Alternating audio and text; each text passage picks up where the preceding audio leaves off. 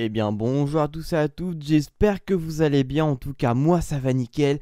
Et on se retrouve aujourd'hui pour ce tout nouveau Vendredi Mercato. Bon, Vendredi Mercato qui sort un mardi, petit retard pris notamment avec les matchs de Champions League, parce que du coup j'essaye de vous sortir les simulations FIFA de ces matchs dans les temps. Donc du coup petit décalage des vidéos, mais on se retrouve ce mardi 18 août pour justement ce nouveau Vendredi Mercato. Ce soir il y a la demi-finale RB Leipzig face au Paris Saint-Germain, et avant tout simplement cette finale, et bon, on va se faire un petit Vendredi Mercato. Avant de commencer les offres de la semaine, je vous invite à vous abonner et activer la cloche des notifications si ce n'est pas déjà fait. Et maintenant que cela est fait, on part tout de suite pour les officialisations de la semaine.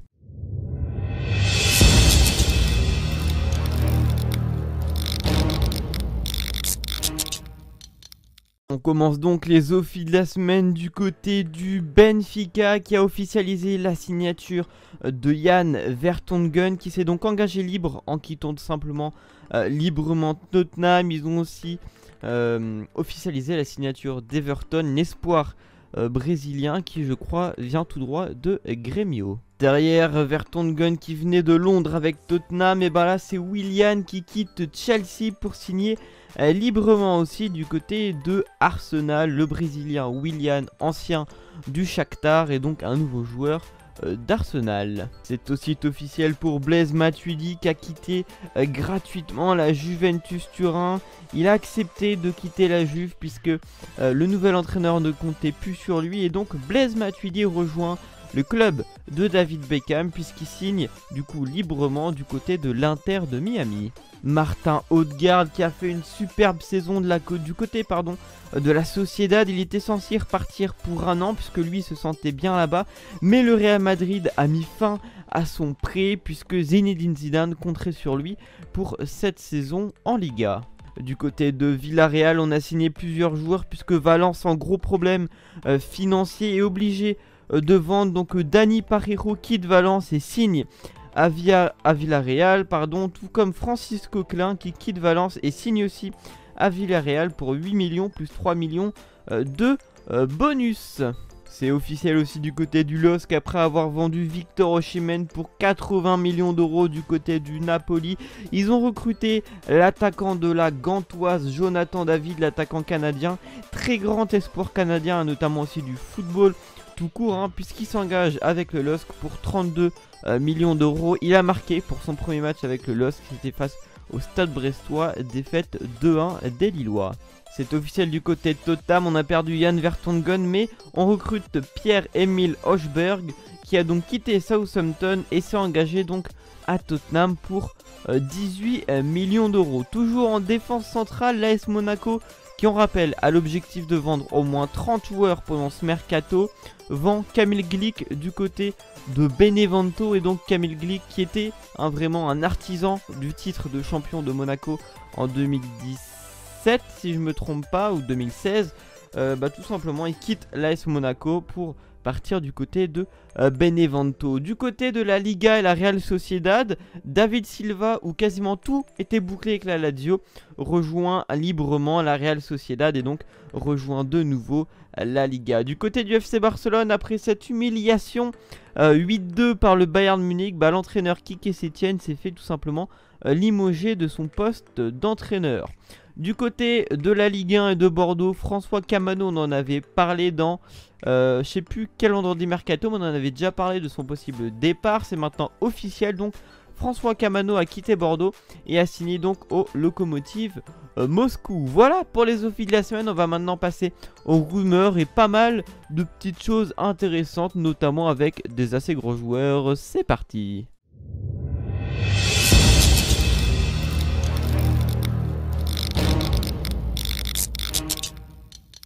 On commence les rumeurs de la semaine du côté du FC Barcelone, puisque d'après la Cadena Copé, si aucun gros changement n'intervient au FC Barcelone, Lionel Messi pourrait sérieusement quitter le club. C'est d'autres médias, notamment Marcelo Belcher, qui avait annoncé le transfert de Neymar au Paris Saint-Germain en 2017.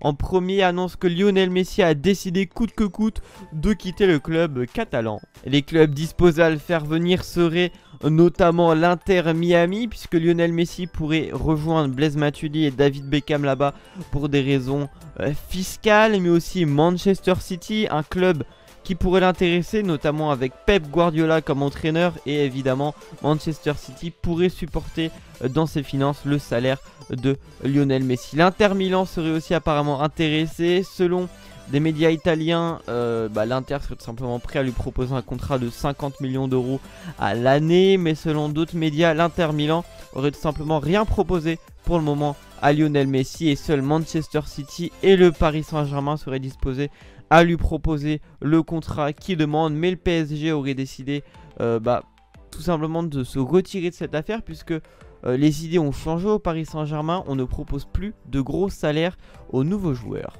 Du côté de l'AS Monaco, le nouvel entraîneur Niko Kovac a écarté une dizaine de joueurs de l'AS Monaco du stage en Pologne pour les pousser vers la sortie. Dans cette liste, on trouve notamment Keita Baldé, Jemerson ou encore Ait Benasser. Selon Tuttosport, Ricardo Rodriguez va quitter l'AC Milan et va partir du côté du Torino pour y signer pour les 4 prochaines saisons. Selon Bild, Liverpool a officiellement entamé les discussions avec le Bayern Munich pour Thiago Alcantara, mais malgré tout, selon le Guardian, Liverpool refuserait tout simplement de proposer les 30 millions d'euros demandés par le Bayern de Munich. Selon Di Marzio, l'AC Milan va signer la jeune pépite, Emil Robak, 17 ans. L'attaquant devra arriver d'Amarby, le club dont Zlatan détient une partie des parts. La visite médicale est déjà passée, l'indemnité de transfert tournerait autour de 1,5 million d'euros.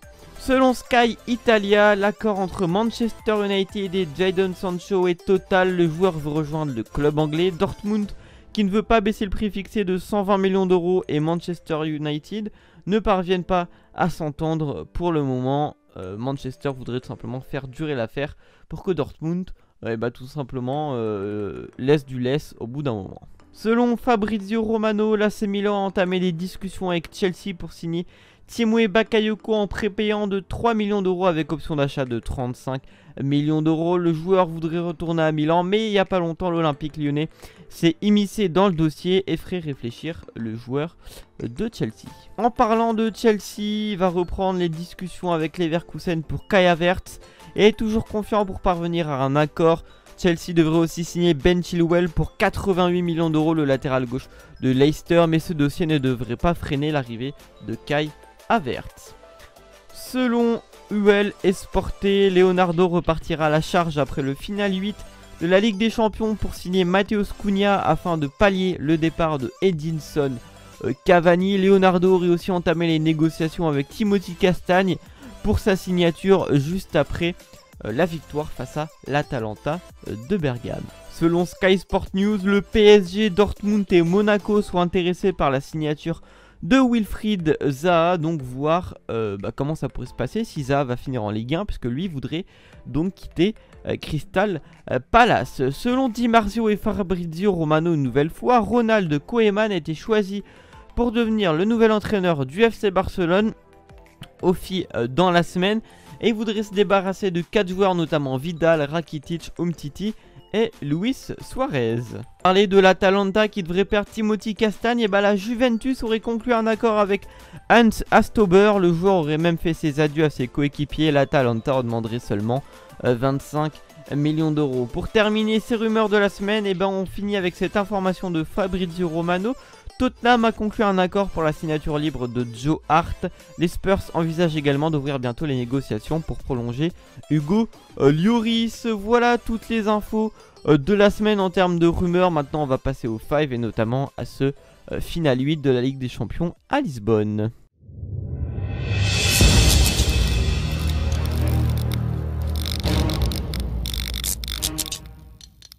On commence ce 5 avec un communiqué officiel de la LFP qui officialise le report de Marseille à Saint-Etienne suite à la circulation active du Covid-19 au sein de l'effectif marseillais. Donc la journée qui devrait ouvrir la nouvelle saison de Ligue 1 est donc reportée pour cause de Covid-19.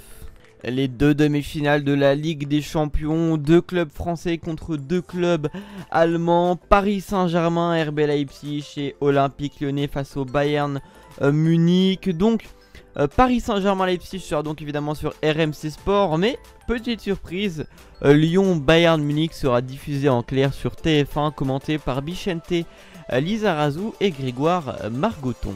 Tout comme la finale qui sera donc diffusée le 23 août en clair sur TF1. On espère pourquoi pas avoir une finale Paris Saint-Germain-Olympique Lyonnais. Ça pourrait vraiment remettre le foot français sur le devant de la scène avec la Ligue des Champions qui viendrait tout simplement en France.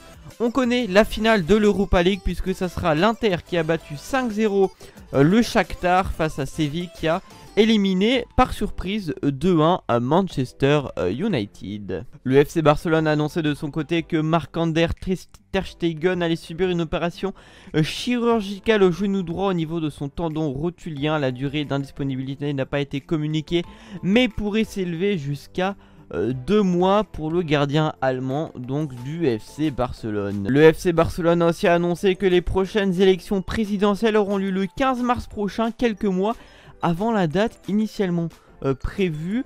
De son côté, l'AS Roma a annoncé que le club a été racheté par le groupe américain Friedkin qui possède désormais 86,6% des parts du club.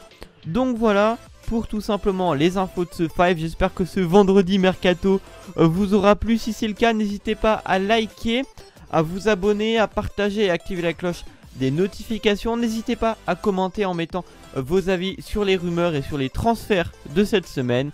Et moi, il me reste plus qu'à vous souhaiter tout simplement une bonne journée. Et j'espère que tout ira bien pour vous. Et sur ce, à la prochaine et évidemment, portez-vous bien.